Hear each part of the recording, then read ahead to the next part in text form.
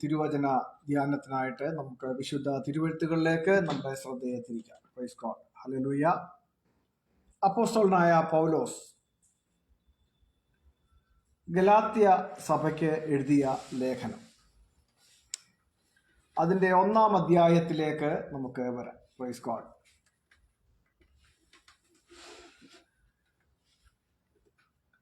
ആറാം വാക്യം മുതൽ ചില വാക്യങ്ങൾ വായിക്കാം. ഗലാത്യർക്ക് എഴുതിയ ലേഖനം 1-ാം അധ്യായം 6-ാം വാക്യം മുതൽ. ക്രിസ്തുവിന്റെ കൃപയാൽ നിങ്ങളെ വിളിച്ചവനെ വിട്ട് നിങ്ങൾ ഇത്ര വേഗത്തിൽ വേറെ സുവിശേഷത്തിലേക്ക് മറിയുന്നത് കൊണ്ട് ഞാൻ ആശ്ചര്യപ്പെടുന്നു.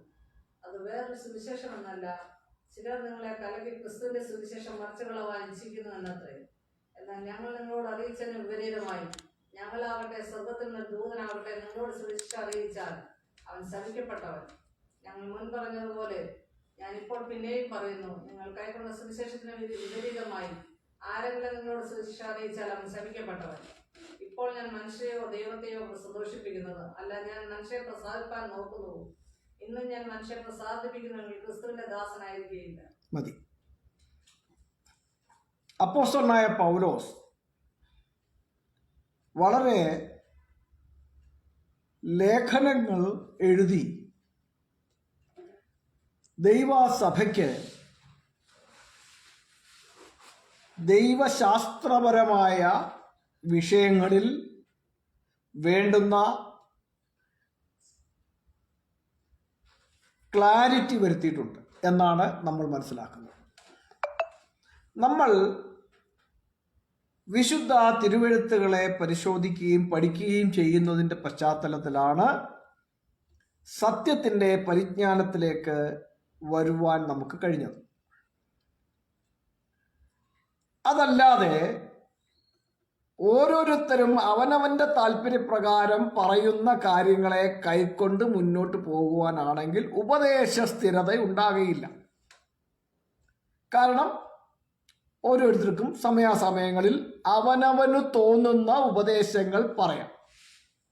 എന്നാൽ ചിട്ടയോടെ ഉപദേശ രൂപീകരണത്തിന് ശ്രമിക്കുന്നു എങ്കിൽ അതിന് വേണ്ടുന്നത് എന്താണ്? വ്യക്തികളുടെ അഭിപ്രായങ്ങളല്ല, മറിച്ച് എഴുതപ്പെട്ടതായ തത്വസംഹിതകളിൽ അടിസ്ഥാനപ്പെടുത്തി എന്താണോ ഡോക്യുമെന്റായി, റിട്ടൺ ഡോക്യുമെന്ററി എവിഡൻസ് ആയി ലഭിച്ചിരിക്കുന്നത്, അതിൻ്റെ ബേസിൽ മാത്രമേ നമുക്ക് കാര്യങ്ങളിൽ തീരുമാനമെടുക്കാൻ കഴിയുകയുള്ളൂ. അഭിപ്രായങ്ങൾ നാനാജാതി നാനാവിധമായി ഓരോരുത്തർക്കും അപ്പോൾ തോന്നുന്ന ഉപദേശം പറയാം. നമ്മൾ ലോകത്തേക്ക് ഇറങ്ങി നോക്കിക്കഴിഞ്ഞാൽ 1900-ന് ശേഷം 1900-ൽ എന്ന് കൂട്ടിക്കും, അമേരിക്കയിലെ ചില ആൾക്കാർക്ക് പ്രേരണയുണ്ടായി. അവർ തുടങ്ങിയതാണ് പെന്തക്കോസ്റ്റലിസം എന്ന് പറയുന്ന ഒരു സംഭവം. 1900-ൽ തുടങ്ങിയതാണ് പെന്തക്കോസ്റ്റലിസം എന്ന് പറയുന്നത്. അതിനു മുമ്പ് ഈ പെന്തക്കോസ്റ്റലിസം എന്ന് പറയുന്ന നമ്മൾ ഇന്ന് കാണുന്ന നമ്മുടെ ഇന്ത്യയിലേക്ക് നോക്കിക്കഴിഞ്ഞാൽ IPC, Assemblies of God, Church of God, Sharon, New India Church of God, New India Bible Church എന്നിത്യാദി കേരളത്തിൽ ബേസ് ചെയ്തിട്ടുള്ളവർക്ക് വളരെ നന്നായിട്ട് അറിയാം. ഇങ്ങനെയുള്ളതായ ഒരുപാട് അറിയപ്പെടുന്ന പേരുകൾ ഉള്ളതായ സംഘടനകളും അവയെ കൂടാതെ എത്രയോ കണക്കിന് ഓരോരുത്തരും അവനവൻ്റെതായി തട്ടിക്കൂട്ടുന്ന പെന്തക്കോസ്റ്റ് സംഘടനകൾ ധാരാളമുണ്ട്. എത്ര ഉണ്ടെന്ന് ആർക്കും പറയാൻ പറ്റത്തില്ല. എത്ര പെന്തക്കോസുകാരുണ്ടെന്നുള്ളത്, എത്ര പെന്തക്കോസ് സംഘടനകൾ ഉണ്ടെന്നുള്ളത് നമുക്ക് ആർക്കും പറയാൻ പറ്റത്തില്ല. കാരണം മുട്ടിന് കുമിള് പോലെ മുളച്ചു വരുന്ന ഒരു സമൂഹമാണ്. ഇതെല്ലാം ഏകാഭിപ്രായക്കാരാണെന്ന് പറയാൻ പറ്റുമോ? പറ്റില്ല. അപ്പോൾ അമേരിക്കയിൽ തുടങ്ങിയ പെന്തക്കോസ്റ്റലിസം എന്ന് പറയുന്ന മൂവ്മെന്റ് അവരഭിപ്രായപ്പെടുന്നത് പോലെ അവരവകാശപ്പെടുന്നത് പോലെ 1-ാം നൂറ്റാണ്ടിലെ സഭയുമായൊന്നും ഇവരുടെ ഉപദേശത്തിനോ ഇവർ കാണിച്ചു കൂട്ടുന്ന കാര്യങ്ങൾക്കോ യാതൊരു സാമ്യവുമില്ല. അവകാശവാദം പറയും, ആദ്യ നൂറ്റാണ്ടില് പെന്തക്കോസ്ത് നാളിൽ എന്തോ ആരുടെ മാളികകള് സെഹിയോൻ മാളിക മുറിയിൽ അപ്പോസ്തലന്മാരുൾപ്പെടെ 120 പേരോളം കൂടി വന്നപ്പോൾ അവിടെ തുടങ്ങിയതായ ആ അനുഭവം പ്രാപിച്ചവരാണ് ഞങ്ങളെന്നൊക്കെ അവകാശവാദം പറയും. അതൊക്കെ വെറുതെയാണ്. അവർ മുന്നോട്ട് വയ്ക്കുന്ന ആ അവകാശവാദവുമായിട്ട് യാതൊരു ബന്ധവുമില്ല. കാരണം 1-ാം നൂറ്റാണ്ടിലെ അപ്പോസ്തലന്മാരും യേശുവിൻ്റെ അമ്മ മറിയയും ഉൾപ്പെടെ 120 പേരോളം കൂടി വന്നതായ സംഭവം അപ്പോസ്തല പ്രവർത്തികളുടെ പുസ്തകം 2-ാം അധ്യായത്തിൽ നമ്മൾ സുവ്യക്തമായി കാണുന്നുണ്ട്. അവിടെ കൂടി വന്നവരുടെ മേൽ യേശുക്രിസ്തുവിന്റെ വാഗ്ദത്തപ്രകാരമുള്ള പരിശുദ്ധാത്മാവ് വരികയും അവർ പരിശുദ്ധാത്മാവിനാൽ നിറയപ്പെട്ടവരാകുകയും പരിശുദ്ധാത്മാവ് അവർക്ക് ഉച്ചരിപ്പാൻ കൊടുത്തതുപോലെ അവർ ഉച്ചരിക്കുകയും ചെയ്തു എന്നൊക്കെ അവിടെ നമ്മൾ വായിക്കുന്നുണ്ട്. അവിടുത്തെ ആ അനുഭവമാണ് നമ്മൾ ഈ 1900-ലുണ്ടായ പെന്തക്കോസ്തുകാർക്ക് ഉള്ളതെന്നാണ് നമ്മൾ കാണുന്ന ഈ 1900-ൽ തുടങ്ങിയ പെന്തക്കോസ്തുകാർക്ക് ഉള്ളതെന്നാണ് പെന്തക്കോസ്തുകാരുടെ അവകാശവാദം. പക്ഷേ അതും ഇവരുമായി യാതൊരു സാമ്യവുമില്ല എന്നുള്ളത് പ്രത്യക്ഷമായ തെളിവാണ്. അവിടെയുള്ളവർ 1-ാം നൂറ്റാണ്ടില് മർക്കോസിന്റെ മാളിക മുറിയിൽ കൂടി വന്നവർ സംസാരിച്ചത് കേട്ടുകൊണ്ടുവന്ന ആൾക്കാര് പറഞ്ഞതായ കാര്യങ്ങൾ ഇതൊക്കെ അപ്പോസ്തല പ്രവർത്തികളുടെ പുസ്തകം 2-ാം അധ്യായത്തിൽ വ്യക്തമായി രേഖപ്പെടുത്തിയിട്ടുണ്ട്. അപ്പോൾ ഇവിടെ കൂടി വന്ന ആൾക്കാരെല്ലാവരും ഏത് ഭാഷക്കാരായിരുന്നു, ഏത് നാട്ടുകാരായിരുന്നു? അവരെല്ലാവരും ഗലീലക്കാരായിരുന്നു എന്നാണ് നമ്മളവിടെ വായിക്കുന്നത്. ജനങ്ങൾ പറയുന്നത് ഇവർ എല്ലാവരും ഗലീലക്കാരല്ലയോ എന്നാണ് നമ്മൾ വായിക്കുന്നത്. അപ്പോൾ ഈ ഗലീലക്കാരായ ആൾക്കാരാണ് ഇവരെല്ലാവരും എന്ന് പറയുമ്പോൾ അവരെല്ലാവരും ഒരു ഭാഷക്കാരാണ് എന്നുള്ളതിന് തർക്കമില്ല. ഒരു നാട്ടുകാര്, അവരുടെ ഭാഷ ഒരു ഭാഷയാണ്. അപ്പോൾ അങ്ങനെ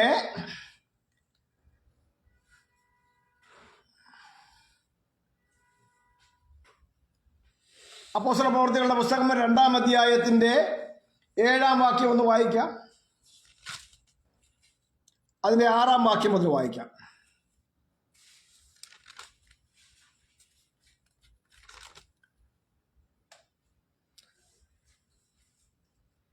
അപ്പോസ്തല പ്രവൃത്തി 2-ാം അധ്യായം.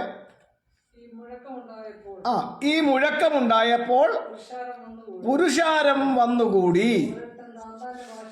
ആ വന്നുകൂടിയ ഓരോരുത്തർ കേൾക്കുന്നതാണ്. ഓരോരുത്തർ താന്താന്റെ ഭാഷയിൽ അവർ സംസാരിക്കുന്നത് കേട്ട് അമ്പരന്ന് പോയി. മനസ്സിലായോ?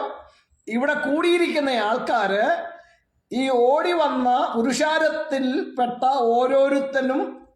ഓരോരുത്തന്റെയും ഭാഷയിൽ ഈ ഗലീലക്കാര് സംസാരിക്കുന്നത് കേട്ട് അമ്പരന്നു എന്നാണ് അവിടെ. ശരിക്കും ശ്രദ്ധിച്ച് വായിക്കണം.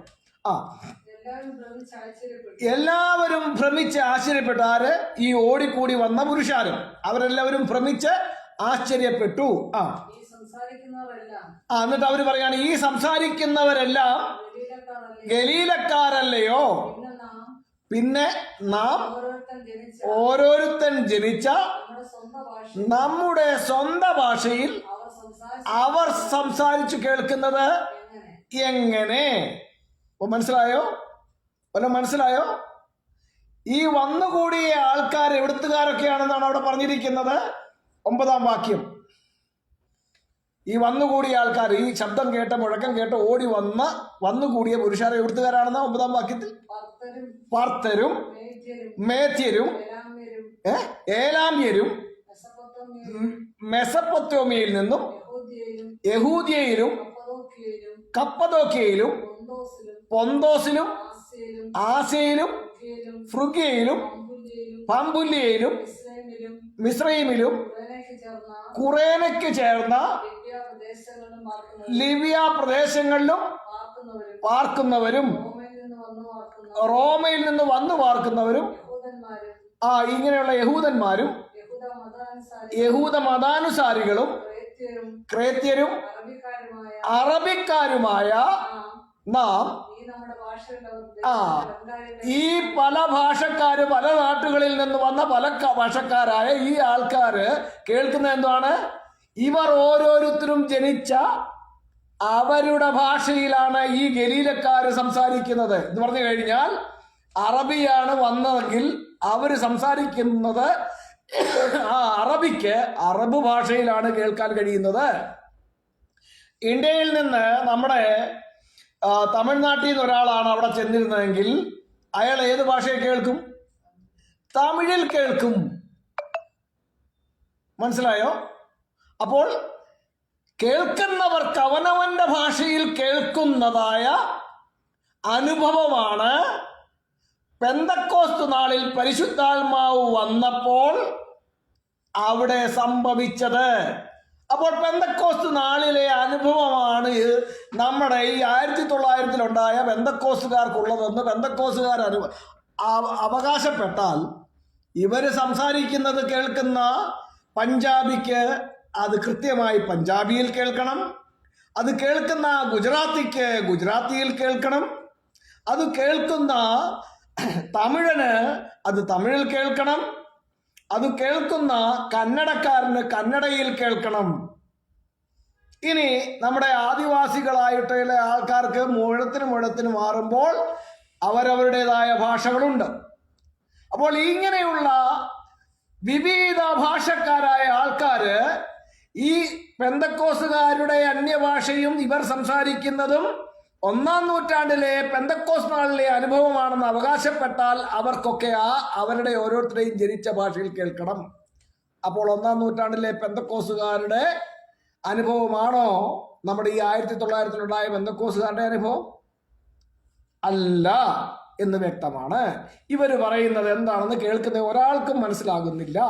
വെറും ശബ്ദ കോലാഹലങ്ങൾ മാത്രമാണ്. ഞാൻ അവിടെ നിർത്തുകയാണ്, ആ ഒരു ഭാഗമല്ലല്ലോ നമ്മുടെ. അപ്പോൾ ഇവിടെ നമ്മൾ ശ്രദ്ധിക്കേണ്ട കാര്യം എന്താണെന്ന് ചോദിച്ചു കഴിഞ്ഞാൽ, നമ്മൾ ഈ വിഷയങ്ങൾ തിരുവെഴുത്തുകളൊക്കെ പഠിക്കുകയും പരിശോധിക്കുകയും ചെയ്യുമ്പോൾ നമുക്ക് ഉപദേശ വിഷയത്തിലെ ഐക്യതയുണ്ടാകണമെങ്കിൽ ആധികാരികമായി രേഖപ്പെടുത്തപ്പെട്ട റിട്ടൺ ഡോക്യുമെന്ററി എവിഡൻസിന്റെ ആധാരത്തിലല്ലാതെ വരുന്നവരും പോകുന്നവരും പറയുന്ന അഭിപ്രായങ്ങൾക്കനുസരിച്ച് ഉപദേശ രൂപീകരണം സാധ്യമല്ല എന്നതാണ് നമ്മളുടെ വ്യൂ പോയിന്റ് എന്ന് പറയുന്നത്.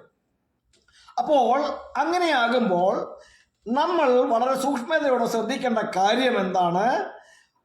അന്യവും വിവിധവുമായ ഉപദേശങ്ങളും അഭിപ്രായങ്ങളുമായിട്ട് പലരും വരും. എന്നാൽ കൈക്കൊള്ളേണ്ടത് എന്താണ്? ഡോക്യുമെന്ററി എവിഡൻസായി നമുക്ക് ലഭിച്ചിരിക്കുന്നതിൽ ഉള്ളതുപോലെയാണോ അതോ അതിന് വിപരീതമായിട്ടാണോ ഈ വരുന്നവരൊക്കെ പറയുന്നത് എന്നുള്ളതാണ് പ്രധാനമായി നമ്മൾ ശ്രദ്ധിക്കേണ്ടത്.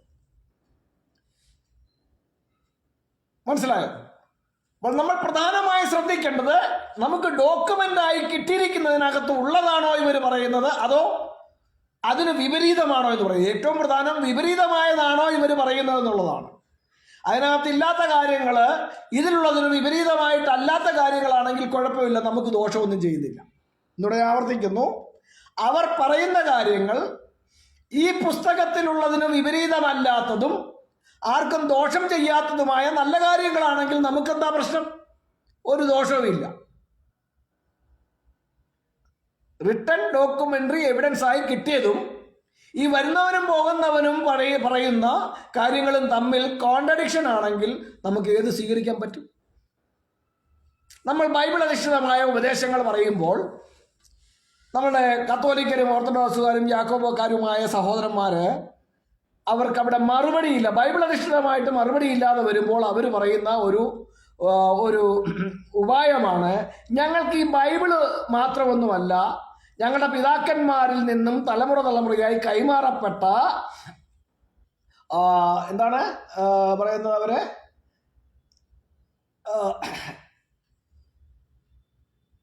എഴുതപ്പെടാത്ത ഉപദേശങ്ങൾ, അതിനൊരു പ്രയോഗം അവർ നടത്താറുണ്ട്. ആ പ്രയോഗം ഞാൻ പെട്ടെന്ന് മറന്നുപോയി.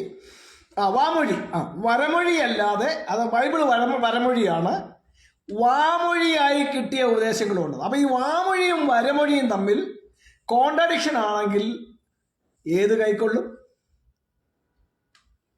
വരമൊഴിയെ തള്ളിയിട്ട് വാമൊഴിയിൽ ആശ്രയിക്കുന്നെങ്കിൽ പിന്നെ വരമൊഴിയിലേക്ക് കയറരുത്. കാരണം വരമൊഴിയും വാമൊഴിയും തമ്മിൽ കോൺട്രഡിക്ഷൻ ആണെന്നുണ്ടെങ്കിൽ വലിയ പ്രശ്നമുണ്ടാകും. അപ്പൊ അതുകൊണ്ടാണ് നമ്മൾ ഉപദേശങ്ങളെ പരിശോധിക്കുമ്പോൾ വരമൊഴിയായി കിട്ടിയിരിക്കുന്ന, റിട്ടൺ ഡോക്യുമെന്ററി എവിഡൻസ് ആയി കിട്ടിയിരിക്കുന്ന ആ പുസ്തകത്തിലുള്ള കാര്യങ്ങളുമായിട്ട് ചേരുന്നതാണോ അതോ വിരോധമാണോ ഇവർ പറയുന്നതെന്ന് നമ്മൾ പ്രഥമമായി പരിശോധിക്കുന്നത്. അപ്പോൾ ഈ പുസ്തകത്തിലുള്ളതിന് വിപരീതമാകാത്ത കാര്യങ്ങൾ ഒരു ചിട്ടയ്ക്കോ ഒരു നടത്തിപ്പിനോ ഒരു സംവിധാനത്തിനോ വേണ്ടി ആരെങ്കിലും പറഞ്ഞാൽ നമുക്കത് തള്ളേണ്ട കാര്യമൊന്നുമില്ല. നല്ല കാര്യങ്ങളാണ് ആർക്കാ സ്വീകരിക്കാൻ പറ്റാത്ത, ആര് പറഞ്ഞാലും നല്ല കാര്യങ്ങളാണ് സ്വീകരിക്കുക. ഉദാഹരണം പറഞ്ഞു കഴിഞ്ഞാൽ ഇപ്പം നമ്മുടെ മുസ്ലിം സഹോദരന്മാരുണ്ട്, മുസ്ലിങ്ങൾ, അവര് ഏറ്റവും കൂടുതൽ പ്രാധാന്യം കൊടുക്കുന്ന ചില കാര്യങ്ങളുണ്ട്. ഒന്ന്, യൂറിൻ പാസ് ചെയ്ത് കഴിഞ്ഞാൽ അവരുടെ ശരീരഭാഗം വെള്ളം കൊണ്ട് കഴുകി ശുദ്ധീകരിക്കുന്നത് അവരുടെ ഇടയിലെ പ്രാക്ടീസാണ്. ഈ പ്രാക്ടീസ് ചെയ്യണമെന്ന് ആരും പറഞ്ഞിട്ടില്ലെങ്കിൽ പോലും, ബൈബിൾ എഴുതിയിട്ടില്ലെങ്കിൽ പോലും, ബൈബിൾ ഇല്ലെന്നല്ല, ബൈബിളിലുണ്ട് ശുദ്ധീകരണം. പഴയ നിയമത്തിൽ ഇസ്രായേൽ ജനത്തോടുള്ള ബന്ധത്തിൽ വിവിധ കഴുകലുകളെ കുറിച്ച് പറഞ്ഞിട്ടുണ്ട്. അപ്പോൾ ഇല്ലാഞ്ഞിട്ടല്ല, പക്ഷെ ക്രിസ്ത്യാനികളായ ബഹുഭൂരിപക്ഷം ആൾക്കാർക്കും ഈ ശുദ്ധീകരണ പ്രക്രിയയില്ല. വഴി നിന്നിട്ട് കാര്യം സാധിച്ചിട്ട് അവർക്കൊക്കെ കൈ കൊടുക്കാൻ പോലും എനിക്ക് ഉള്ള കാര്യം പറയാമല്ലോ. യൂറിൻ പാസ് ചെയ്തിട്ട് ശരീരശുദ്ധി വരുത്താതെ കൈ കൊടുക്കാൻ വന്നാൽ അവർക്ക് കൈ കൊടുക്കാൻ എനിക്ക് അറപ്പാണ്. ഞാൻ ഉള്ള കാര്യം പറഞ്ഞതാണ്. വെള്ളമില്ലെങ്കിൽ ഞാൻ യൂറിൻ പാസ് ചെയ്യാൻ പോകാറില്ല. അപ്പം ഞാൻ പറഞ്ഞത്, നല്ല കാര്യങ്ങൾ ആര് പറഞ്ഞാലും നമുക്ക് സ്വീകരിക്കാം, അതിനകത്തൊന്നും ഒരു കുഴപ്പമില്ല. ഞാൻ അത് പറഞ്ഞാൽ ഇതിന് വിരോധമല്ലാത്ത കാര്യങ്ങൾ നമുക്ക് സ്വീകരിക്കാം, നല്ല കാര്യങ്ങൾ സ്വീകരിക്കാം. എന്നാൽ നമുക്ക് വരമൊഴിയായി ലഭിച്ചിരിക്കുന്ന റിട്ടൺ ഡോക്യുമെന്ററി എവിഡൻസായി എല്ലാവർക്കും അംഗീകരിക്കുവാൻ യോഗ്യമായതെന്ന് പറഞ്ഞുകൊണ്ട് ലഭ്യമായിരിക്കുന്ന വിശുദ്ധ തിരുവെഴുത്തുകൾക്ക് വിപരീതമായി വരുന്ന ഒരു ഉപദേശത്തെയും കൈക്കൊള്ളാൻ പറ്റത്തില്ല. അപ്പൊ ഇവിടെ അപ്പോസ്തലനായ പൗലോസിന്റെ വാക്കുകളിലേക്ക് നമ്മൾ മടങ്ങി വരികയാണ്. പൗലോസ്ലീഹയെ കുറ്റക്കാരനാക്കുവാൻ, പൗലോസ്ലീഹയെ ശപിക്കപ്പെട്ടവനാക്കുവാൻ ശ്രമിക്കുന്ന ഒരു ബഹുഭൂരിപക്ഷ സമൂഹത്തിന്റെ മുമ്പിലാണ് നമ്മൾ നിൽക്കുന്നതെന്ന് മനസ്സിലാക്കണം. ഇന്ന് ഞാൻ ഈ എടുത്ത വിഷയം മൊത്തത്തിൽ തീർക്കുവാൻ കഴിയില്ലെന്ന് എനിക്ക് നന്നായിട്ട് അറിയാം. സമയ പരിമിതിയിൽ കാര്യങ്ങൾ നിർത്തേണ്ടതും വളരെ ആവശ്യമാണ്. ബാക്കി ഭാഗം നമുക്ക് അടുത്ത ആഴ്ച ഇതുപോലെ കൂടി വരുമ്പോൾ നമുക്ക് നടത്താവുന്നതാണ്. അപ്പോൾ ഇവിടെ അപ്പോസ്തലനായ പൗലോസ് പറയുന്നത് എന്താണ്? പൗലോസ് ഈ പറഞ്ഞതായി നമ്മൾ ഗലാത്യ ലേഖനത്തിൽ നിന്നും വായിച്ചതായ, അതിന്റെ 1-ാം അധ്യായത്തിൽ നിന്നും നമ്മൾ വായിച്ചതായ ഭാഗത്തിന്റെ കാതലായ വിഷയം എന്ന് പറയുന്നത്, പൗലോസ്ലീഹ പറയുന്നത്, അവിടെ പ്രത്യേകിച്ച് എടുത്തു പറയുന്നത്, നിങ്ങളെ വിളിച്ച ക്രിസ്തുവിന്റെ കൃപയാൽ നിങ്ങളെ വിളിച്ചവനെ വിട്ട് ഇത്ര വേഗത്തിൽ വേറൊരു സുവിശേഷത്തിലേക്ക് മറിയുന്നത് കൊണ്ട് ഞാൻ ആശ്ചര്യപ്പെടുന്നു എന്ന് പറഞ്ഞുകൊണ്ടാണ് തുടങ്ങുന്നത്. അത് വേറൊരു സുവിശേഷം എന്നല്ല, ചിലർ നിങ്ങളെ കലക്കി ക്രിസ്തുവിന്റെ സുവിശേഷം മറിച്ചു കളവാൻ ഇച്ഛിക്കുന്നു എന്നത്രേ. എന്നാൽ ഞങ്ങൾ നിങ്ങളോട് അറിയിച്ചതിന് വിപരീതമായി ഞങ്ങളാകട്ടെ, സ്വർഗത്തിൽ നിന്ന് ഒരു ദൂതനാകട്ടെ, നിങ്ങളോട് സുവിശേഷം അറിയിച്ചാൽ അവൻ ശപിക്കപ്പെട്ടവൻ. ശ്രദ്ധിക്കണം ഒന്നുകൂടെ. അപ്പോസ്തലനായ പൗലോസ് ഇവിടെ പറയുന്നത്, ഞങ്ങൾ നിങ്ങളോട് അറിയിച്ച സുവിശേഷത്തിന് വിരോധമായി, വിപരീതമായി ഈ പറഞ്ഞ മുമ്പേ കാര്യങ്ങൾ പറഞ്ഞു തന്ന ഈ പൗലോസ് ഉൾപ്പെടെ, പൗലോസ് കൂടി ആയാൽ പോലും, അതായത് പൗലോസ് ഒരിക്കൽ പറഞ്ഞു തന്നിരിക്കുന്ന ഈ സുവിശേഷത്തിന് വിപരീതമായി കുറെ കഴിഞ്ഞിട്ട് പൗലോസ് വന്ന് തിരിച്ചു പറഞ്ഞാൽ, പൗലോസ് ആരാണെന്നാണ് പൗലോസ് പറയുന്നത്? പൗലോസ് പറയുകയാണ് പൗലോസ് ശപിക്കപ്പെട്ടവനാണെന്ന്. അപ്പോൾ പൗലോസ് ഒരിക്കൽ പറഞ്ഞു തന്നിരിക്കുന്നതിന് വിപരീതമായി പൗലോസ് പറഞ്ഞാൽ പൗലോസ് ശപിക്കപ്പെട്ടവനാണ്. നമുക്കറിയാം, നമ്മുടെ ഈ കത്തോലിക്ക, ഓർത്തഡോക്സ്, മർത്തോമ, യാക്കോബായ ആദിയായ സഭകളിൽ എനിക്ക് തോന്നുന്നു ഏവൻഗേലിയൻ വായന എന്ന് പറഞ്ഞൊരു ഭാഗമുണ്ട്. ഞാൻ മർത്തോമയിലെ ജനിച്ചു വളർന്നത്, അതുകൊണ്ട് എനിക്കറിയാവുന്ന, ഞാൻ കേട്ടിട്ടുള്ളതും മർത്തോമയിലെ കാര്യങ്ങളാണ്. എവൻഗേലിയോൻ വായന എന്ന് പറഞ്ഞൊരു ഭാഗമൊക്കെ ഉണ്ട്. അവിടെ അവർ ചൊല്ലുന്ന ഒരു ചൊല്ലുണ്ട്. എനിക്കിപ്പോൾ എക്സാക്ട്ലി ഞാൻ മർത്തോമാ സഭ വിട്ടിട്ട് ഏതാണ്ട് 38 വർഷമായി. 38 വർഷം കഴിഞ്ഞ് ഞാൻ മർത്തോമാ സഭ വിട്ടിട്ട്. അപ്പോൾ എനിക്ക് എക്സാക്ട്ലി അത് ഓർമ്മയില്ല. എന്നാലും അവർ പറയുന്ന ഉദ്ദേശം ഇങ്ങനെയാണ്. നമ്മൾ ഈ വായിച്ച ഭാഗവുമായിട്ട് ചേർന്ന് വരുന്നതെന്ന് ചെറിയൊരു വ്യത്യാസമുണ്ട്. എന്താണെന്നറിയാമോ? നിങ്ങളെ ഞങ്ങൾ അറിയിച്ചതൊഴിച്ചിങ്ങൊരുവൻ വന്നറിയിച്ചാൽ വാനവനെങ്കിലും ആ ദൂതൻ താനേൽക്കും സഭയിൻ ശാപം. ഇത് ഇച്ചിരി ഈണത്തിലാണ് അവർ പാടുന്നത്. എനിക്ക് ആ ഈണമൊന്നും ഇപ്പോൾ എടുക്കാൻ പറ്റത്തില്ല. അവ എന്തായാലും അല്ലെങ്കിൽ തന്നെ പാട്ട് പാടാൻ കഴിവില്ലാത്ത ഒരാളാണ് ഞാൻ. അതുകൊണ്ട് എനിക്ക് ഈണമൊന്നുമില്ല കേട്ടോ. ഞാനിതൊക്കെ കേട്ടിട്ട് ഒക്കെ ഉള്ളൂ. അപ്പോൾ നിങ്ങളെ ഞങ്ങൾ അറിയിച്ചതൊഴിച്ചിങ്ങൊരുവൻ വന്നറിയിച്ചാൽ വാനവനെങ്കിലും ആ ദൂതൻ താനേൽക്കും സഭയിൻ ശാപമെന്നാണ് ഇവരൊക്കെ ചൊല്ലുന്നത്. പക്ഷെ സഭയിൻ ശാപമെന്നൊന്നും അല്ല അവിടെ എഴുതിയിരിക്കുന്നത്. സഭയിൻ ശാപം എന്നുള്ളത് കയ്യിൽ നിട്ടി ചേർക്കുന്നതാണ്. സഭയിൻ ശാപമെന്ന് ബൈബിളിലില്ല. ഇനി അവർ ഒഴിവാക്കിയിരിക്കുന്ന ഒരു കാര്യമുണ്ട്. പൗലോസ്ലീഹ പറയുന്നത് പൗലോസ്ലീഹയെ ഒഴിവാക്കിക്കൊണ്ടല്ല. ഞാനോ എന്നെടുത്ത് പറയുന്നുണ്ട്, ഞങ്ങളോ ആകട്ടെ എന്ന് പറഞ്ഞാൽ നിങ്ങളോട് ഈ ഒരിക്കൽ ഈ സുവിശേഷം അറിയിച്ച ഞങ്ങൾ എന്ന് പറഞ്ഞാൽ പൗലോസ്ലീഹ ഉൾപ്പെടെ ആരെങ്കിലും കുറച്ച് കഴിഞ്ഞ് വന്ന് വേറെ ഇതിന് വിപരീതമായിട്ട് ഉപദേശം പറഞ്ഞാൽ നിങ്ങളെ ഞങ്ങൾ അറിയിച്ചത് അല്ലാതെ അതിന് വിപരീതമായിട്ട് എടുത്തു പറയുന്നുണ്ട്. അതും ഈ പള്ളിയിൽ ചൊല്ലുന്നവർ ഉപയോഗിക്കാറില്ല. അവരവിടെ അത് പറയാറില്ല. ഞങ്ങൾ നിങ്ങളോട് പറഞ്ഞതിന് വിപരീതമായി എന്നും അവർ പറയാറില്ല. നിങ്ങളെ ഞങ്ങൾ അറിയിച്ചതൊഴി അത് ഒഴികെ വേറൊരാൾ, അതുകൂടാതെ വേറൊരാൾ വന്ന് അറിയിച്ചാലെന്നാണ്. വിപരീതമായി എന്നും ഇവർ പറയാറില്ല. പക്ഷേ വളരെ കൃത്യമായി വിശുദ്ധ വേദ പുസ്തകം തെളിവായി പറയുന്നു. പൗലോസ്ലീഹയുടെ വാക്കുകൾ ഗലാത്യ ലേഖനം 1-ാം അധ്യായത്തിൽ വളരെ വെടിപ്പായി പറഞ്ഞിരിക്കുന്നു. ഒരിക്കൽ സുവിശേഷം അറിയിച്ച പൗലോസ്ലീഹ ഉൾപ്പെടെയുള്ള ഏതൊരുത്തരും, അത് സ്വർഗത്തിൽ നിന്നൊരു ദൂതനായാൽ പോലും, ഇങ്ങോട്ട് വന്നിട്ട് അതിന് വിപരീതമായ ഉപദേശം പറഞ്ഞാൽ അവൻ ശപിക്കപ്പെട്ടവനാണ് എന്ന് വെടിപ്പായി പറഞ്ഞിരിക്കുമ്പോൾ, ഒരിക്കൽ പറഞ്ഞതിന് വിപരീതമായി പൗലോസ്ലീഹ പറഞ്ഞാൽ പൗലോസ്ലീഹ ശപിക്കപ്പെട്ടവനാണ് എന്നുള്ളതിന് തർക്കമില്ല. അപ്പോൾ നമ്മൾ ശ്രദ്ധിക്കേണ്ട കാര്യം പൗലോസ്ലീഹയുടെ ദൈവത്തെക്കുറിച്ചാണ്. പൗലോസ്ലീഹ എവിടെയെങ്കിലും പറഞ്ഞിട്ടുണ്ടോ യേശുക്രിസ്തുവാണ് ദൈവമെന്ന്? ഇത് ചോദിക്കുമ്പോൾ ചിലർ ഓടിക്കൊണ്ടുവരും തീത്തോസിന് എഴുതിയ ലേഖനം 2-ാം അധ്യായത്തിന്റെ 12-ാം വാക്യം, സത്യവേദ പുസ്തകം എന്ന് പറഞ്ഞൊരു പരിഭാഷയുണ്ട്. അതിനകത്ത് എഴുതിയിരിക്കുന്നത് കൊണ്ട് ഓടി വരും. ഒരു രക്ഷയുമില്ല. ഞാൻ അവരുടെ മുമ്പിലേക്ക് അപ്പുറത്ത് കത്തോലിക്കര് പരിഭാഷപ്പെടുത്തിയിരിക്കുന്ന POC പരിഭാഷ എടുത്തങ്ങോട്ട് വെച്ചു കൊടുക്കും. നിങ്ങളിത് വായിക്കും. സത്യവേദ പുസ്തകത്തിൽ വായിക്കുന്നത് മഹാദൈവവും നമ്മുടെ രക്ഷിതാവുമായ യേശുക്രിസ്തു എന്നാണെങ്കിൽ, POC പരിഭാഷയിൽ തീത്തോസ് 2:13 നമ്മൾ വായിക്കുന്നത് മഹോന്നതനായ ദൈവത്തിൻ്റെയും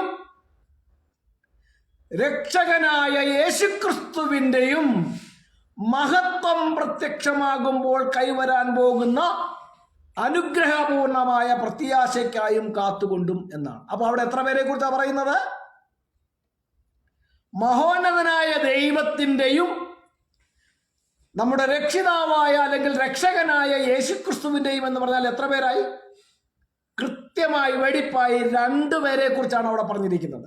അപ്പോൾ പൗലോസ്ലീഹ പറഞ്ഞിരിക്കുന്ന ക്രമമനുസരിച്ച് യേശുക്രിസ്തുവിനെ മഹാദൈവം എന്ന് പൗലോസ്ലീഹ വിളിച്ചെന്നാണോ? POC പരിഭാഷ വായിച്ചാൽ ഒരു കാലത്തും യേശുക്രിസ്തുവിനെ പൗലോസ്ലീഹ മഹാദൈവമെന്നോ മഹോന്നതനായ ദൈവമെന്നോ വിളിച്ചെന്ന് സ്ഥാപിക്കാൻ ആ വാക്യം പര്യാപ്തമല്ല. സത്യവേദ പുസ്തകത്തിലെ പരിഭാഷയും കൊണ്ട് ഓടി വന്നാൽ ഞാൻ ഇതെടുത്ത് മുമ്പിൽ വെച്ച് കൊടുക്കും. സപ്പോർട്ടിങ് വേണമല്ലോ. എവിടെങ്കിലും പൗലോസ്ലീഹ യേശുക്രിസ്തു ദൈവമാണെന്ന് വേറെ പറഞ്ഞിട്ടുണ്ടെങ്കിലല്ലേ പിന്നെയും ഇത് നമുക്കൊരു വഴി ഉണ്ടാക്കാൻ പറ്റത്തുള്ളൂ. ഉടനെ റോമാലേഖനം 9-ാം അധ്യായത്തിൽ നിന്നൊരു വാക്യം കൊണ്ടുവരും. അവിടെ പറഞ്ഞിട്ടില്ല യേശുക്രിസ്തു ദൈവമാണ്. അവിടെ നല്ല വിശുദ്ധ വേദപുസ്തകത്തിൽ ഒരിടത്ത് പോലും പൗലോസ്ലീഹ പറഞ്ഞിട്ടില്ല യേശുക്രിസ്തു ദൈവമാണെന്ന്. അപ്പൊ ഒന്നാമത്തെ വിഷയം യേശുക്രിസ്തു ദൈവമാണെന്ന് പൗലോസ്ലീഹ പറഞ്ഞിട്ടില്ല. ഇനി ആരാണ് ദൈവമെന്ന് പൗലോസ്ലീഹ പറഞ്ഞിട്ടുണ്ടോ? എത്ര ദൈവമുണ്ടെന്ന് പൗലോസ്ലീഹ പറഞ്ഞിട്ടുണ്ടോ? അതൊക്കെ കൃത്യമായിട്ട് പൗലോസ്ലീഹ പറഞ്ഞിട്ടുണ്ട്. ദൈവമോ ഒരുത്തൻ മാത്രം പറഞ്ഞോ പൗലോസ്ലീഹ? വായിച്ചോ, ഗലാത്യ ലേഖനം 3-ാം അധ്യായം 20-ാം വാക്യം. ദൈവമോ ഒരുത്തൻ മാത്രം. അപ്പൊ എത്ര പേരുണ്ട് ദൈവം എന്നാ പൗലോസ്ലീഹ പറഞ്ഞത്? ഒരുത്തൻ മാത്രം. 2 പേരോ 3 പേരോ ആണ് ദൈവമെന്ന് പൗലോസ്ലീഹ പറഞ്ഞിട്ടില്ല. ദൈവമോ ഒരുത്തൻ മാത്രം. ഗലാത്യർ 3:20. ഇനിയും അതുകൊണ്ട് തീർന്നോ? ഇല്ല, ഇനിയുമുണ്ട്. തിമോത്തിയോസിന് പൗലോസ്ലീഹ ലേഖനം എഴുതുമ്പോൾ 1-ാം ലേഖനം 2-ാം അധ്യായം 5-ാം വാക്യം. ദൈവം ഒരുവൻ. എത്ര പേരാ ദൈവം എന്നാ പൗലോസ്ലീഹ പറഞ്ഞത്? ദൈവം ഒരുവൻ. 2 പേരോ 3 പേരോ 3 ഒന്നുമാണെന്നല്ല പറഞ്ഞത്. ദൈവം ഒരുവൻ, സിംഗിൾ പേഴ്സൺ, ഒരേ ഒരുവൻ മാത്രമാണ് ദൈവമെന്ന് വെടിപ്പായി തന്നെ പൗലോസ്ലീഹ പറഞ്ഞിരിക്കുകയാണ്. ആ ദൈവത്തിനും മനുഷ്യർക്കും ഇടയിലുള്ള മധ്യസ്ഥനാണ് യേശുക്രിസ്തു എന്ന മനുഷ്യൻ എന്നുകൂടി പൗലോസ്ലീഹ വെടിപ്പായി പറഞ്ഞു വെച്ചു. അപ്പൊ സാധ്യതയുണ്ടോ യേശുക്രിസ്തു ദൈവമാണെന്ന് പൗലോസ്ലീഹ പറഞ്ഞെന്ന് വാദിക്കാൻ? ഒരു സാധ്യതയും പൗലോസ്ലീഹ വിട്ടുകൊടുത്തിട്ടില്ല. ദൈവം ഒരുവൻ, ദൈവത്തിനും മനുഷ്യർക്കും മധ്യസ്ഥനും ഒരുവൻ. ആരാണ് ആ മധ്യസ്ഥൻ? ഒരേ ഒരുവൻ മാത്രമായ ദൈവത്തിനും മനുഷ്യർക്കും ഇടയിലുള്ള മധ്യസ്ഥനായ മനുഷ്യൻ യേശുക്രിസ്തു. യേശുക്രിസ്തു മനുഷ്യനാണെന്ന് കൂടി പൗലോസ്ലീഹ അവിടെ പറഞ്ഞു വെക്കുകയാണ്. അപ്പോൾ പൗലോസ്ലീഹ പറഞ്ഞിട്ടില്ല ഒന്നിലധികം പേരാണ് ദൈവമെന്നോ ദൈവം യേശുക്രിസ്തുവാണെന്നോ ഒന്നും പറഞ്ഞിട്ടില്ല. ഇനി അതുകൊണ്ട് തീർന്നില്ലല്ലോ. റോമാലേഖനം 3-ാം അധ്യായം 30-ാം വാക്യം. റോമൻസ് 3:30. ദൈവം ഏകനല്ലോ, സിംഗിൾ പേഴ്സൺ. ദൈവം ഏകനല്ലോ. അവിടെയും വളരെ കൃത്യമായി ഒരേ ഒരു വ്യക്തി മാത്രമാണ് ദൈവം എന്നുള്ളത് കൃത്യമായി പൗലോസ്ലീഹ പറഞ്ഞിട്ടുണ്ട്. ഇനി മുന്നോട്ട് പോകാം. തീമോത്തിയോസിന് എഴുതിയ 1-ാം ലേഖനം 1-ാം അധ്യായം 17-ാം വാക്യം. ആ ദൈവത്തിന്റെ ഒരു പ്രത്യേകതയും എടുത്തു പറഞ്ഞുകൊണ്ടാണ് പറയുന്നത്.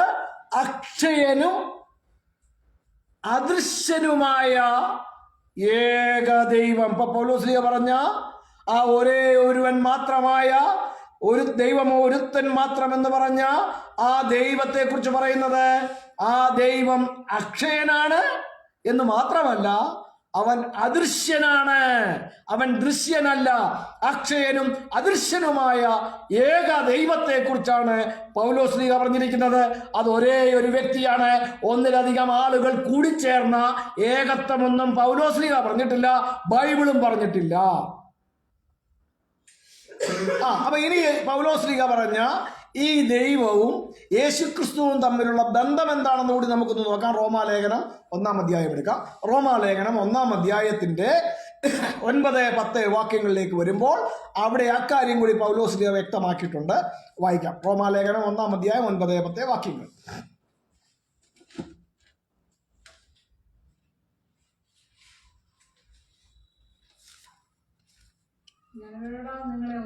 ഞാൻ ഇടവിടാതെ നിങ്ങളെ ഓർത്തുകൊണ്ട് ദൈവേഷ്ടത്താൽ എപ്പോഴെങ്കിലും നിങ്ങളുടെ അടുക്കൽ വരുവാൻ സാധിക്കേണ്ടതിന് ഞാൻ എൻ്റെ പ്രാർത്ഥനയിൽ എപ്പോഴും യാചിക്കുന്നു എന്നതിന് അവിടെ സാക്ഷിയായിരിക്കുന്ന ഒരാളെ കുറിച്ചാണ് പറയുന്നത്. ഈ പൗലോസ് ഇങ്ങനെ പ്രാർത്ഥനയിൽ എപ്പോഴും യാചിക്കുന്നു എന്നുള്ളതിന് സാക്ഷിയായിരിക്കുന്ന ആളെ കുറിച്ചാണ് പറയുന്നത്. എന്താണ് പറയുന്നത്? ആ ആളുടെ പുത്രനെ കുറിച്ചുള്ള സുവിശേഷ ഘോഷണമാണ് പൗലോസ്ലീഹ ചെയ്യുന്നത്. അപ്പോൾ പൗലോസ്ലീഹ പറഞ്ഞ താൻ പ്രാർത്ഥിക്കുന്നതിന് സാക്ഷിയായിരിക്കുന്ന ആളുടെ പുത്രനെ കുറിച്ചുള്ള സുവിശേഷ ഘോഷണമാണ് പൗലോസ്ലീഹ ചെയ്യുന്നതെന്നാണ് പറയുന്നത്.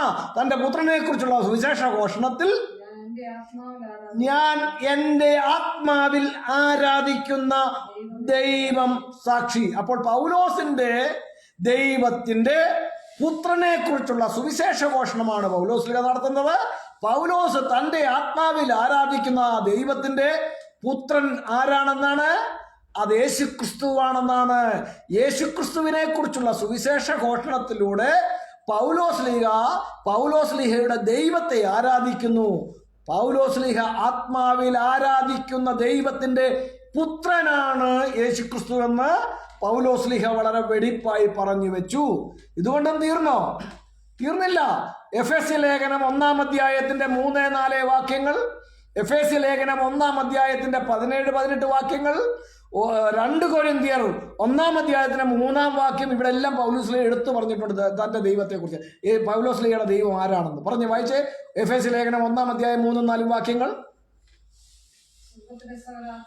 സ്വർഗത്തിലെ സകല ആത്മീയ അനുഗ്രഹത്താലും നമ്മെ ക്രിസ്തുവിൽ അനുഗ്രഹിച്ചിരിക്കുന്ന നമ്മുടെ കർത്താവായ യേശുക്രിസ്തുവിന്റെ ദൈവവും പിതാവുമായവൻ. അപ്പൊ കർത്താവായ യേശുക്രിസ്തുവിന്റെ ദൈവവും പിതാവുമായവനെ കുറിച്ചാണ് പൗലോസ്ലീഹ പറയുന്നത്. അപ്പോൾ പൗലോസ്ലീഹയുടെ ദൈവം ആരാണ്? കർത്താവായ യേശുക്രിസ്തുവിന്റെ ദൈവവും യേശുക്രിസ്തുവിന്റെ പിതാവുമാണ് പൗലോസ്ലീഹയുടെ ദൈവവും പിതാവുമായവൻ.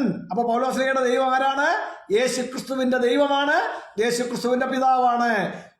യോഹന്നാന്റെ സുവിശേഷം 20-ാം അധ്യായത്തിന്റെ 17-ാം വാക്യത്തിൽ പൗലോസ്ലീഹ യേശുക്രിസ്തു വ്യക്തമാക്കിയിട്ടുണ്ട്. യേശുക്രിസ്തുവിന്റെ ദൈവവും പിതാവുമായവനാണ് യേശുക്രിസ്തുവിന്റെ അനുയായികളുടെ അഥവാ ക്രിസ്ത്യാനികളുടെ ദൈവവും പിതാവുമായവനെന്ന്. അപ്പോൾ ക്രിസ്ത്യാനികളുടെ ദൈവം യേശുക്രിസ്തുവിന്റെ ദൈവമാണ്, അല്ലാതെ യേശുക്രിസ്തുവാണെന്ന് ബൈബിളിൽ പറഞ്ഞിട്ടില്ല. ക്രിസ്ത്യാനികളുടെ ദൈവം യേശുക്രിസ്തുവാണെന്നല്ല, യേശുക്രിസ്തുവിന്റെ ദൈവമാണ് ക്രിസ്ത്യാനികളുടെ ദൈവമെന്ന് യേശുക്രിസ്തു പറഞ്ഞു വെച്ചു. പൗലോസ്ലീഹ പറയുന്നു പൗലോസ്ലീഹയുടെ ദൈവം യേശുക്രിസ്തുവിന്റെ ദൈവവും പിതാവുമായവനാണെന്ന്. എഫേസ്യർ 1:17-18 നിങ്ങൾക്ക് വേണ്ടി ഇടവിടാതെ സ്തോത്രം ചെയ്ത് എന്റെ പ്രാർത്ഥനയിൽ നിങ്ങളെ ഓർത്തുകൊണ്ട് നമ്മുടെ കർത്താവായ യേശുക്രിസ്തുവിന്റെ ദൈവവും മഹത്വമുള്ള പിതാവുമായവൻ. വളരെ വെടിപ്പായി തന്നെ പൗലോസ്ലീഹ പറഞ്ഞത്, ദൈവമോ ഒരുത്തൻ മാത്രം, ദൈവം ഒരുവൻ, ദൈവം ഏകനല്ലോ, അക്ഷയനും അദൃശ്യനുമായ ഏകദൈവമെന്ന് പൗലോസ്ലീഹ പറഞ്ഞു വെക്കുകയും പൗലോസ്ലീഹ തന്റെ ആത്മാവിൽ ആരാധിക്കുന്ന ദൈവത്തിന്റെ പുത്രനാണ് യേശുക്രിസ്തു എന്ന് പറഞ്ഞു വെച്ചിരിക്കുകയും ചെയ്തവനായ പൗലോസ്ലീഹ വെടിപ്പായി തന്നെ പറഞ്ഞിരിക്കുന്നു. പൗലോസ്ലീഹയുടെ ആ ഒരേ ഒരുവൻ മാത്രമായ ദൈവം എന്ന് പറയുന്നത് കർത്താവായ യേശുക്രിസ്തുവിന്റെ ദൈവവും പിതാവുമായവനാണെന്ന്. അപ്പോൾ കർത്താവായ യേശുക്രിസ്തുവിന്റെ ദൈവമാണ് പൗലോസ്ലീഹയ്ക്കുള്ള ഒരേ ഒരു ദൈവം. 2 കൊരിന്ത്യർ 1-ാം അധ്യായത്തിന്റെ 3-ാം വാക്യം കൂടെ വായിക്കാം. 2 Corinthians chapter 1 verse 3.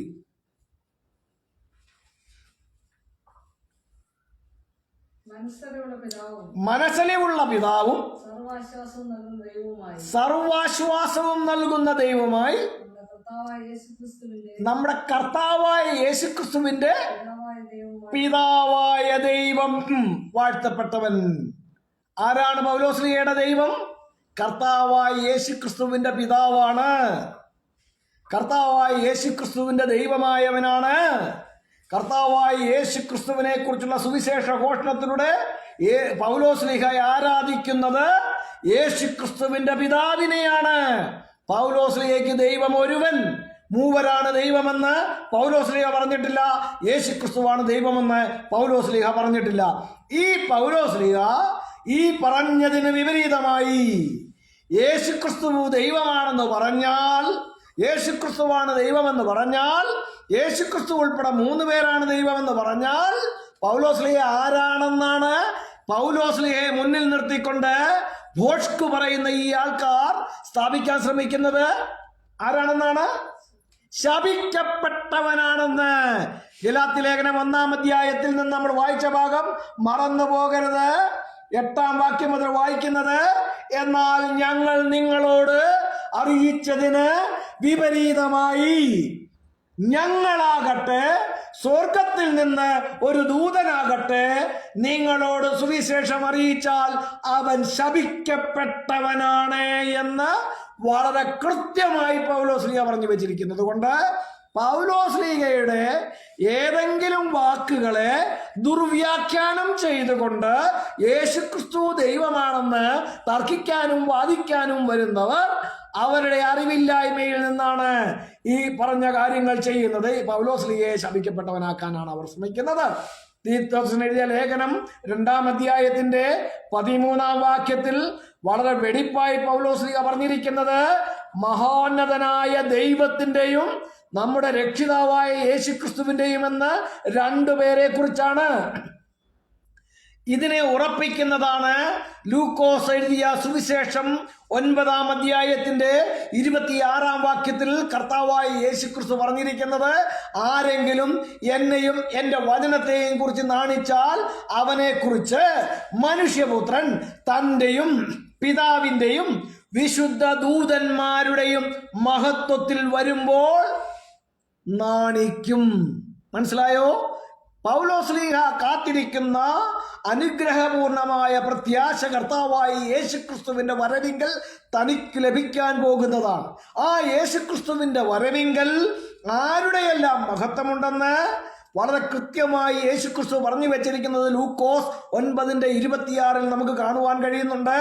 അവിടെ പുത്രന്റെ മഹത്വമുണ്ട്, പിതാവിന്റെ മഹത്വമുണ്ട്, അസംഖ്യം വിശുദ്ധ ദൂതന്മാരുടെയും മഹത്വമുണ്ട്. ഈ കഴിഞ്ഞ ദിവസം വലിയ ഡോക്ടറേറ്റ് ഒക്കെയുള്ള, ഞാനൊരു വിശ്വാസിയായി തന്നെ നിങ്ങൾ കാണണ്ട, എനിക്ക് സെറാംപൂർ സെനറ്റിൽ നിന്നും ഡോക്ടറേറ്റ് ഉണ്ടെന്നൊക്കെ പറഞ്ഞുകൊണ്ട് ഒരു പണ്ഡിതൻ എൻ്റെ അടുത്ത് വന്നായിരുന്നു. ഈ എന്താണ്, എനിക്ക് വിദ്യാഭ്യാസമില്ലെന്നും എനിക്ക് ദൈവശാസ്ത്ര പഠനമില്ലെന്നും ഒക്കെ ആരോപണങ്ങൾ നടത്തിക്കൊണ്ടാണ് അദ്ദേഹം കമൻ്റ് ഇട്ടത്. ഞാൻ പറഞ്ഞു, ശരിയാണ്, നിങ്ങൾ ഉദ്ദേശിക്കുന്ന വിദ്യാഭ്യാസമോ യോഗ്യതകളോ ഒന്നും എനിക്കില്ല എന്ന് ഞാൻ എഗ്രി ചെയ്തു. അദ്ദേഹം മുന്നോട്ട് വെച്ച വാദങ്ങളും ഞാൻ പറഞ്ഞു തരാം എന്താണെന്നുള്ളത്. അതിൻ്റെ ആ അടിസ്ഥാനമില്ലായ്മയും ഞാൻ കാണിച്ചു തരാം. കാരണം ഞാൻ അദ്ദേഹത്തോട് പറഞ്ഞു, സുഹൃത്തെ, നിങ്ങൾ മുന്നോട്ട് വെച്ചതായ ഈ സെക്കുലർ യോഗ്യതകൾ, വിദ്യാഭ്യാസ യോഗ്യതകൾ അല്ലെങ്കിൽ സർട്ടിഫിക്കറ്റുകൾ എന്ന് പറയുന്നത് പുസ്തകം വിഴുങ്ങുവാനും കലാശാലയിൽ പഠിപ്പിക്കുന്ന കാര്യങ്ങൾ അതുപോലെ ഗ്രഹിക്കുവാനും കഴിവുള്ള ആർക്കും കരസ്ഥമാക്കാവുന്ന കാര്യങ്ങളാണ് നിങ്ങൾ പറയുന്ന ഈ PhD ആയാലും ഈ ഡോക്ടറേറ്റ് ആയാലും ഒക്കെ. അതുകൊണ്ട് ബൈബിളിൽ പറഞ്ഞിരിക്കുന്ന കാര്യങ്ങളെല്ലാം അതുപോലെ അറിയണമെന്ന് നിർബന്ധമില്ല. ബൈബിളിൽ പറഞ്ഞിരിക്കുന്ന കാര്യങ്ങൾ അറിയണമെങ്കിൽ ബൈബിൾ സൂക്ഷ്മമായി പഠിക്കുകയും പരിശോധിക്കുകയും ചെയ്യണം. എന്താണ് അവിടെ എഴുതിയിരിക്കുന്നത് എന്നുള്ളതിനെ കൈക്കൊള്ളുവാൻ തയ്യാറാകണമെന്ന് ഞാൻ പറഞ്ഞു.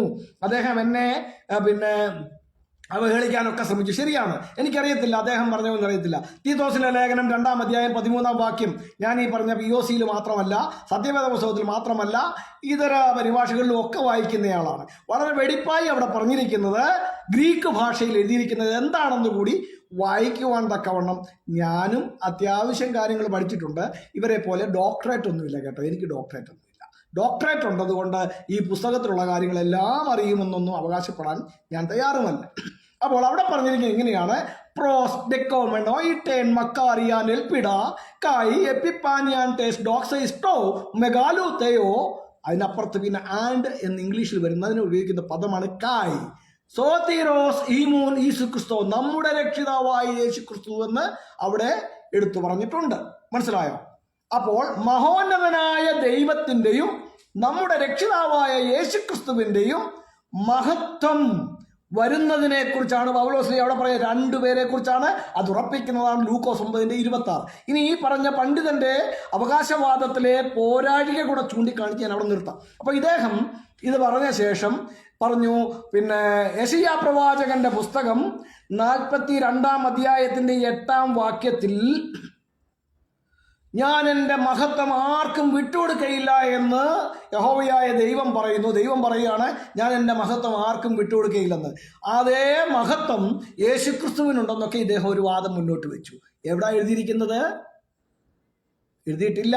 ഇനി ലൂക്കോസ് 9:26 അദ്ദേഹം കോട്ട് ചെയ്തു. അവിടെ ഇദ്ദേഹം അങ്ങ് വിഴുങ്ങി അസംഖ്യം വിശുദ്ധ ദൂതന്മാരെ കുറിച്ച് പറഞ്ഞിരിക്കുന്ന ഇദ്ദേഹം അങ്ങ് തമസ്കരിക്കാൻ ശ്രമിച്ചു. അവിടെ യേശുക്രിസ്തുവിനും പിതാവിനും ഒരേ മഹത്വമാണെന്നൊക്കെ അദ്ദേഹം പറയാൻ നോക്കി. ഞാൻ ചോദിച്ചു, സുഹൃത്തെ, അവിടെ എണ്ണം പറയാത്ത വിശുദ്ധ ദൂതന്മാരെ കുറിച്ച് പറഞ്ഞിട്ടുണ്ട്, നിങ്ങളത് കണ്ടില്ലേ എന്ന് ചോദിച്ചു. അതോ മനഃപൂർവ്വം കണ്ടില്ലെന്ന് നടിക്കുന്നതാണോ എന്ന് ചോദിച്ചു. അപ്പോൾ ഈ പറഞ്ഞ വിശുദ്ധ ദൂതന്മാർക്കും പുത്രനും പിതാവിനും തുല്യ മഹത്വമാണെന്ന് നിങ്ങളുടെ വാദം കൊണ്ട് നിങ്ങൾ തന്നെ പ്രൂവ് ചെയ്യുന്നു. അപ്പോൾ ഈ ദൂതന്മാരും ഈ പറഞ്ഞ പിതാവിനും തുല്യമായ ദൈവങ്ങളാണെന്ന് നിങ്ങൾ സമ്മതിക്കണ്ടേ? അദ്ദേഹത്തിൻ്റെ കമൻറ്റുകൾ എൻ്റെ ഈ സ്ക്രീൻഷോട്ട് കിടക്കുകയാണ്. സമ്മതിക്കണ്ടേ? ഇസ്രയേലിന് ഞാൻ എൻ്റെ മഹത്വം കൊടുക്കുമെന്ന് യഹോവയായ ദൈവം പറഞ്ഞിരിക്കുന്ന വാക്യം കൂടി എടുത്ത് അങ്ങ് മുന്നോട്ട് വെച്ചു കൊടുത്തു. ഞാൻ എൻ്റെ മഹത്വം ആർക്കും കൊടുക്കത്തില്ലെന്ന് പറഞ്ഞ ദൈവം പറയാണ്, ഇസ്രയേലിന് ഞാൻ എൻ്റെ മഹത്വം കൊടുക്കും. അപ്പൊ ഈ ഇസ്രയേലും ഈ പറഞ്ഞ ദൈവത്തിന് തുല്യമായ ദൈവത്വമുള്ള ദൈവങ്ങളായി മാറിയില്ലേ? അദ്ദേഹത്തിന് അത്ര അങ്ങോട്ട് പിടിച്ചില്ല. അദ്ദേഹം പെട്ടെന്ന് വണ്ടിയും വിട്ടിട്ട് പോയി. സുഹൃത്തെ, നിങ്ങളുടെ ലോകപ്രകാരം ലഭിക്കുന്ന പുസ്തകം വിഴുങ്ങി കിട്ടുന്ന സർട്ടിഫിക്കറ്റ് അല്ല, തിരുവെഴുത്തുകളിൽ ഉള്ളതെന്താണെന്ന് സൂക്ഷ്മമായി പരിശോധിച്ച് അതിൽ വിശ്വസിക്കുകയും അതിൽ നിലനിൽക്കുകയും ചെയ്യുക എന്നുള്ളതാണ് സത്യത്തിന്റെ പരിജ്ഞാനത്തിലേക്ക് നയിക്കപ്പെടുന്നത്. അല്ലാതെ നിങ്ങളുടെ പുസ്തകം വിഴുങ്ങിയ അറിവോ നിങ്ങളുടെ വ്യാഖ്യാന ഫാക്ടറിയിലെ ഉൽപ്പന്നങ്ങളോ അല്ല. അതുകൊണ്ട് പൗലോസ്ലീഹയാകട്ടെ, ബൈബിളിൽ ഏതെങ്കിലും ഒരു വ്യക്തിയാകട്ടെ, ഇവരാരും പറഞ്ഞിട്ടില്ല യേശുക്രിസ്തുവാണ് ദൈവമെന്ന്. യേശുക്രിസ്തു ഉൾപ്പെടെ 3 പേരാണ് ദൈവമെന്ന് ഇവരാരും പറഞ്ഞിട്ടില്ല. ബൈബിൾ വളരെ തെളിവായി തന്നെ പറയുന്നു, കർത്താവായ യേശുക്രിസ്തുവിനെ അയച്ചവനായ പിതാവാണ് ഒരേ ഒരു സത്യദൈവമെന്ന്. ദൈവത്തിന്റെ പുത്രൻ വന്ന് ഇക്കാര്യം പറഞ്ഞു തന്നിട്ടും അത് കൈക്കൊള്ളാതെ അതിന് വിപരീതമായ ഉപദേശം പ്രസ്താവിക്കുന്നവർ ക്രിസ്ത്യാനികളാണോ? യോഹന്നാൻ 17:3 വെടിപ്പായി തന്നെ ഈ പറഞ്ഞ സകല ദുരുപദേശകന്മാർക്കും സ്റ്റംബ്ലിംഗ് ബ്ലോക്കായിട്ട് കിടക്കുകയാണ് ചെയ്യുന്നത്. യേശു ക്രിസ്തുവിനെ അയച്ച പിതാവാണ് ഒരേ ഒരു സത്യദൈവമെന്ന് ദൈവത്തിന്റെ പുത്രൻ വന്ന് വെടിപ്പായി പറഞ്ഞു തന്നിരിക്കുമ്പോൾ അത് കൈക്കൊള്ളാതെ ക്രിസ്തുവിനെ നിഷേധിക്കുന്ന, ക്രിസ്തുവിരോധം പ്രസ്താവിക്കുന്ന തൃത്വക്കാരും യേശു മാത്രം ദൈവമെന്ന് പറയുന്നവരുമായ ഈ സകലരും എതിർ ക്രിസ്തുക്കളാണ്. അവർ ക്രിസ്ത്യാനികളല്ല വിശുദ്ധ തിരുവെഴുത്ത് പ്രകാരം. ലോകപ്രകാരം സർക്കാർ അപ്രൂവ് ചെയ്ത ക്രിസ്ത്യാനിയാണെന്ന് പറഞ്ഞുകൊണ്ട് നടന്ന ഒരു പ്രശ്നവുമില്ല. അത് ലോകപ്രകാരം നിങ്ങളുടെ സംഘടന നിങ്ങൾ ക്രിസ്ത്യാനിയാണെന്ന് പറഞ്ഞുകൊണ്ട് നടക്കും. പക്ഷേ തിരുവെഴുത്തുകളുടെ ആധാരത്തിൽ, വിശുദ്ധ വേദപുസ്തകത്തിന്റെ ആധാരത്തിൽ ക്രിസ്തുവിന്റെ അനുയായികളാണ് ക്രിസ്തു പഠിപ്പിച്ചത് വിശ്വസിക്കുന്നവർ. ക്രിസ്തു പഠിപ്പിച്ചത് വിശ്വസിക്കുന്ന ശിഷ്യന്മാരെയാണ് ക്രിസ്ത്യാനികളെന്ന് വിളിച്ചതായി അപ്പോസ്തല പ്രവൃത്തികളുടെ പുസ്തകം 11-ാം അധ്യായം 26-ാം വാക്യത്തിൽ വെടിപ്പായി രേഖപ്പെടുത്തിയിരിക്കുന്നത്. ശിഷ്യന്മാർക്ക് അന്ത്യോക്യയിൽ വെച്ച് ക്രിസ്ത്യാനികൾ എന്ന് പേരായി. ക്രിസ്തുവിന്റെ ശിഷ്യനായെങ്കിലേ നീ ക്രിസ്ത്യാനിയാകുകയുള്ളൂ. ക്രിസ്തുവിന്റെ വചനങ്ങളെ കൈക്കൊണ്ടെങ്കിലേ നീ ക്രിസ്ത്യാനിയാകുകയുള്ളൂ. അതിനു വിപരീതമായ ഉപദേശം പ്രസ്താവിച്ചാൽ നീ എതിർ ക്രിസ്തുവാണ് എന്നുള്ളത് തിരുവെഴുത്ത് പ്രൂവ് ചെയ്യുന്നു. എൻ്റെ പ്രിയരെ, നമ്മൾ സത്യത്തിന്റെ പരിജ്ഞാനത്തിൽ ക്രിസ്തുവിന്റെ ഉപദേശത്തിൽ നിലനിന്ന് നിത്യജീവൻ പ്രാപിക്കുവാൻ നമ്മുടെ ഓരോരുത്തരും ജീവിതത്തിലിടയാകണം. ആയതിനായി എന്താണ് തിരുവെഴുത്തിൽ പറഞ്ഞിരിക്കുന്നതോ അതിൽ നിലനിന്ന് ദൈവത്തിന് പ്രസാദമുള്ളവരായി, ദൈവമുള്ളവരായി മാറട്ടെ. ക്രിസ്തുവിന്റെ ഉപദേശത്തിൽ നിലനിൽക്കാതെ അതിൽ കടന്നുപോയ ഒരുത്തരും ദൈവമില്ല. ദൈവമുള്ളവരായി നിത്യജീവൻ പ്രാപിപ്പാൻ ചുവടുകൾ ദൃഢതയോടെ വെച്ച് ഒരുക്കത്തോടെ മുന്നേറാം. സർവശക്തനായ ദൈവം നമ്മെ ഏവരെയും സഹായിക്കട്ടെ. God bless you all. കേൾക്കപ്പെട്ട വചനങ്ങളുടെ മുമ്പിൽ നാം എല്ലാവരും സമർപ്പണത്തോടു കൂടിയായിരിക്കുമ്പോൾ നമ്മുടെ തോമസ് കുട്ടി ചായൻ ശബ്ദം ഉയർത്തി പ്രാർത്ഥിക്കും. Praise God.